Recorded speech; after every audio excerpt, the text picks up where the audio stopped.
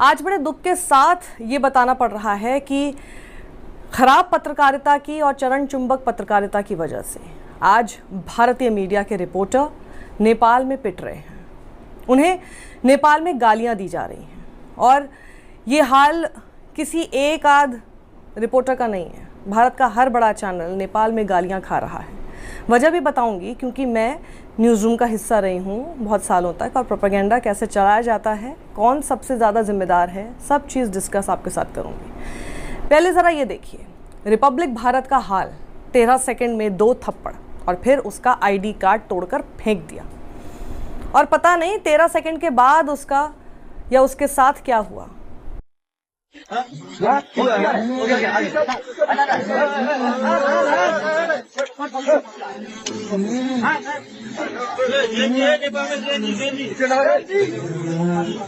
खैर, अब ये दूसरा वीडियो भी देखिए। TV9 भारतवर्ष जो हमेशा युद्ध की खबरें दिखाता है, भारत की बात बहुत कम करता है और युद्ध में भी एक तरह से गेम्स का इस्तेमाल कर लेता है। ऐसी तो वॉर रिपोर्टिंग होती है इस चैनल की। लेकिन पहले ये देखिए कि TV9 भारतवर्ष का रिपोर्टर शूट कर रहा था और तभी जेनजी प्रोटेस्टर्स आते हैं। कहते हैं, ये मीडिया बंद कर, तुम गोदी मीडिया हो।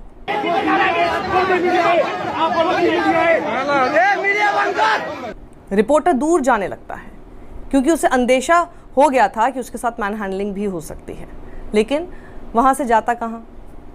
उसे प्रोटेस्टर्स की बात सुननी ही पड़ी और रिपोर्टर कहता है, हम आपके दुश्मन नहीं हैं, हम आपके भाई हैं। हम आपके दुश्मन नहीं हैं, हम आपके भाई हैं। प्रोटेस्टर्स कहते हैं, भाई हैं? भाई लिपु लेख में दिखना चाहिए था ना।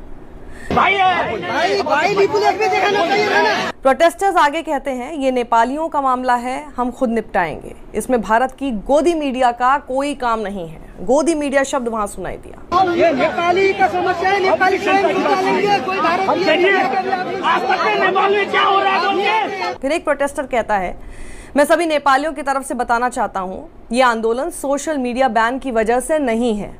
भ्रष्टाचार मेन मुद्दा था, परिवर्तन की लड़ाई थी। रिपोर्टर कहता है, सही बात है। समग्र नेपालियों की तरफ से ये बोलना चाहता हूँ कि ये सोशल मीडिया बंद हुआ इसीलिए आंदोलन नहीं हुआ है। नेपाल में करप्शन है, सरकार के प्रति नेपाली जनता का वितृष्णा है, इसीलिए आंदोलन है ये। फिर आंदोलनकारी एक लड़का कहता है, आज तक नेपाल के सबसे भ्रष्टाचारी नेता का इंटरव्यू कर रहा है। रिपोर्टर कह रहा है, हम ऐसा नहीं कर रहे हैं। मैंने भी कल आज तक में देखा था, उपेंद्र यादव का इंटरव्यू ले रहे और लोग, उससे भ्रष्ट नेता कोई नहीं है देश में। आप लोग ऐसे पुराने नेताओं का इंटरव्यू नहीं, अभी लोगों का जो है किसी नेता का इंटरव्यू मैं कल आज तक में देखा, मैं दिखा देता हूँ।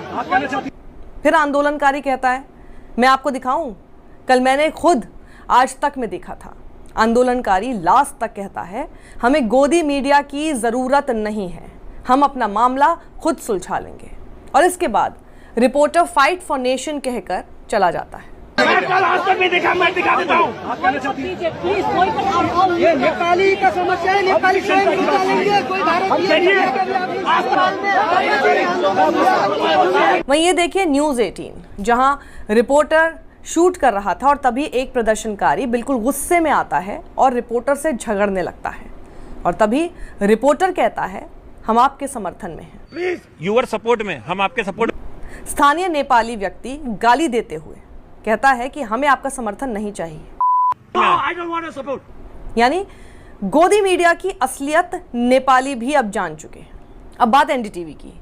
इन्हीं रिपोर्टर ने खबर दिखाई थी कि जेनजी बोली, हमें ओली नहीं मोदी जैसा पीएम चाहिए। और वही रिपोर्टर अब देखिए किसी जगह पर शूट कर रहे हैं, लेकिन प्रदर्शनकारी लगातार थाली बजा बजा कर डिस्टर्ब कर रहे हैं। यानी कहना चाहते हैं कि आप अब बस करो और बंद कर लो अपना कैमरा। ये सब कुछ देखकर आपके मन में सवाल आ रहा होगा कि इंडिया में समझ आता है क्यों गोदी मीडिया से लोग खफा हैं। यहाँ गोदी मीडिया गो बैक के नारे आपने सुने हैं, लेकिन नेपाल में गोदी मीडिया के लिए इतनी नफरत क्यों दिख रही है? इसका जवाब है इनके एंकर की बेसलेस खबरें, चैनल की बेसलेस खबरें। और ज़्यादातर चैनल्स ने खबर चलाई कि पूरा जेनजी आंदोलन सोशल मीडिया बैन की वजह से हो रहा है और इस वजह से भी प्रदर्शनकारी गुस्से में थे कि हमें Indian media social media addict बता रही है। यानी नेपाल का युवा इतना नासमझ है कि केवल सोशल मीडिया बैन की वजह से पूरा देश जला दिया। लेकिन मैंने पहले दिन से ही आपको जैसा बताया था, आपने देखे होंगे मेरे वीडियोस, कि सोशल मीडिया बैन ने केवल चिंगारी का काम किया। नेपाल के लोग सत्ता से बहुत लंबे समय से असंतुष्ट थे और अभी हाल ही में नेपो किड्स मूवमेंट चलाया गया। इसमें मेन कंसर्न ये था कि आम आदमी तो रोजमर्रा की चीज़ों के लिए संघर्ष कर रहा है, लेकिन नेपाल के नेताओं के बच्चों को देखो जो मौज काट रहे हैं, विदेश घूम रहे हैं, यानी पूरा ऐशो आराम है। लेकिन आम आदमी के बच्चे असल जिंदगी में पाई पाई को मोहताज हैं। ओली की कुर्सी केवल भ्रष्टाचार की वजह से गई। पहले दिन ही ये बात मैंने पूरी प्राथमिकता से आपको बताई थी, लेकिन इंडियन मीडिया ने पूरे जेनजी प्रोटेस्टर्स को सोशल मीडिया एडिक्ट बताने की कोशिश की। जाहिर है कोई भी प्रदर्शनकारी गुस्सा तो होगा ही। वो लोग जान जोखिम में डालकर सत्ता के खिलाफ आंदोलन कर रहे हैं और आप उनके हिस्से का सच ना दिखाएं। हाँ, बिल्कुल अराजकता हो रही है और वो भी दिखाएं, जो गलत हो रहा है, अपराध हो रहे हैं, वो भी दिखाएं। नेपाल की प्रॉपर्टी जला दी, पूर्व पीएम की पत्नी को जिंदा जलाना, ये बहुत बड़ा अपराध है, उस पर भी बात होनी ही चाहिए। लेकिन इस प्रदर्शन की मुख्य वजह ही छुपा जाना भी तो एक बड़ा पाप और धोखा है। मैं साफ कर दूं, मैं किसी भी तरीके की हिंसा के समर्थक ना कभी रही हूं ना कभी होंगी, लेकिन रिपोर्टिंग फैक्ट्स पर हो इस बात की पक्षधर जरूर हूं। ये देखिए जरा न्यूज़ 18 की खबर, दुनिया के पहले जेनजी आंदोलन के पीछे डीप स्टेट। स्क्रीन के लेफ्ट में लिखा है आंदोलन या अराजकता और राइट में लिखा है तख्ता पलट का रास्ता। इस एंकर को देखिए, अपने शो में कह रहा है ये विरोध प्रदर्शन भारत के वैश्विक उदय के समय और भू राजनीतिक बिसात पर रचे गए। भ्रष्टाचार के खिलाफ ये आंदोलन शुरू हुआ, लेकिन ये आंदोलन साजिश और हेरा फेरी की कहानी बन गया। और इसी शो में बड़े साहब को विश्व गुरु बनाने से भी ये चैनल नहीं चूका।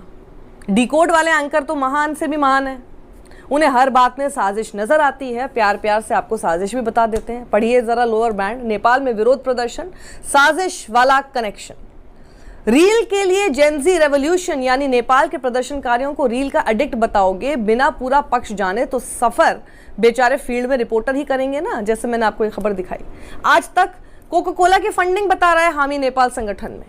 दूसरी चीज, पूरी हिस्ट्री खोद लाया ये चैनल। अधिकतर युवा सोने से अधिक समय अपने फोन पर बिताते हैं, यानी आम भाषा में आपको समझाऊं तो इनके कहने का मतलब है कि नेपाल के युवा सोते कम हैं, मोबाइल ज़्यादा चलाते हैं। कुछ लोगों ने इस पूरे आंदोलन के पीछे हिंदू राष्ट्र की डिमांड बता दी। कुल मिलाकर इंडियन मीडिया ने नेपाल के आंदोलन के बारे में फर्जी खबरें और मनोहर कहानियां दिखाकर अपनी भद एक बार फिर पिटवाई और असली वजह बिल्कुल नज़रअंदाज कर दी, छुपाई दी। जैसे नेपाल की राजनीति में भाई भतीजावाद, भ्रष्टाचार, पलायन ये असली मुद्दे थे और इसलिए रेजिम चेंज हुआ। लेकिन इंडियन मीडिया की मनोहर कहानियों ने रिपोर्टर्स को नेपाल में पिटवा दिया। और अंत में जाते जाते यही कहूँगी कि घटिया पत्रकारिता की वजह से हमारे रिपोर्टर नेपाल में पिट रहे हैं। ये देखकर दुख होता है। बेचारे ये तो सिर्फ प्यादे हैं जिन्हें अपना घर, EMI और बच्चे पालने हैं। असली विलन वो मालिक और संपादक हैं जो चैनल पर जो चलाते हैं उसका खामियाजा माइक पकड़े फील्ड में रिपोर्टर को उठाना पड़ता है। जरा सोचिए, ये जो अपने तेवर दिखाकर रोज खुद को चैनल से बड़ा मानकर जो तू मैं टाइप की डिबेट करते हैं, उन एंकरनियों को क्यों नहीं भेजते ये संपादक नेपाल? पिटने के लिए, गाली खाने के लिए बेचारे रिपोर्टर हैं। पीएम का इंटरव्यू या कोई खास आरामदायक कवरेज करनी होगी तो इन एंकरों को भेज देते हैं। किसी ने ठीक ही कहा है, शतरंज की बिसात पर बादशाह किला बंद रहता है, जंग वजीर लड़ता है। सत्यमेव जयते।